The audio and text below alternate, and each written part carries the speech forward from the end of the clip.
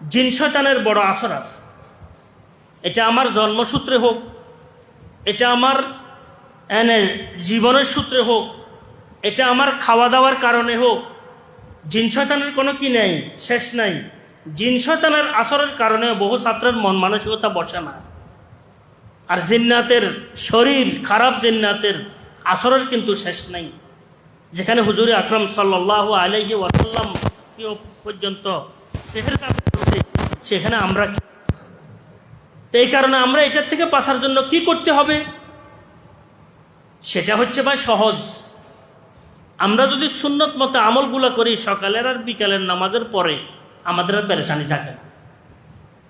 কোনো রকমের সেহের জাদু আমাকে কি করতে পারবে না, ক্ষতি করতে পারবে না।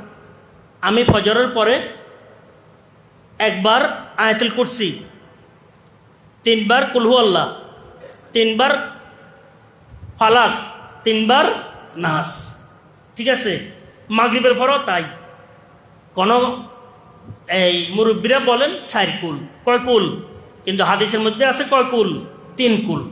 তো 4 কুল পড়লে অসুবিধা নেই। কুলিয়া 3 বার, কুল হু আল্লাহ 3 বার, কুল আউযু বিরাব্বিল ফালাক 3 বার, নাস 3 বার, আয়াতুল কুরসি 1 বার পড়লাম, ঠিক আছে নি?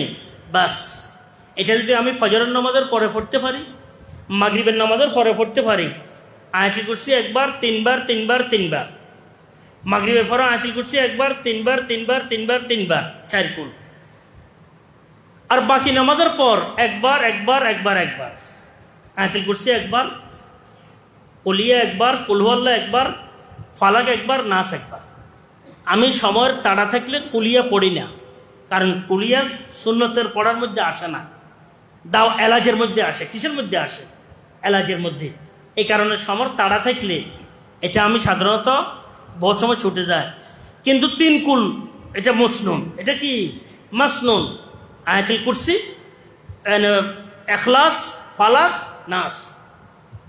তাহলে নামাজের মধ্যে যদি সকাল বিকাল যদি 5 ওয়াক্ত নামাজের পর এই আমলটি যদি আমার জারি থাকে, শয়তান ইনশাআল্লাহ কিছুই করতে পারবে না।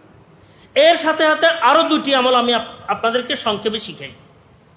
সেটা হচ্ছে সকালে 3 বার, বিকালে 3 বার আউযু বিকালিমাতিল্লাহিত তাম্মাতি মিন শাররি মা খালাক, আউযু বিকালিমাতিল্লাহিত তাম্মাতি মিন শাররি মা খালাক, আউযু বিকালিমাতিল্লাহিত তাম্মাতি মিন শাররি মা খালাক, 3 বার সকালবেলা।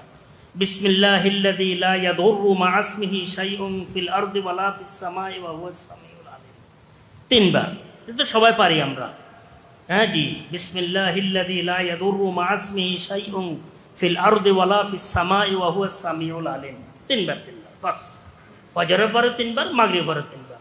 এরপরে যদি একটু অসুবিধা লাগে তো প্রত্যেক নামাজের পর 3 বার 3 বার পড়লাম, কোনো সমস্যা নেই।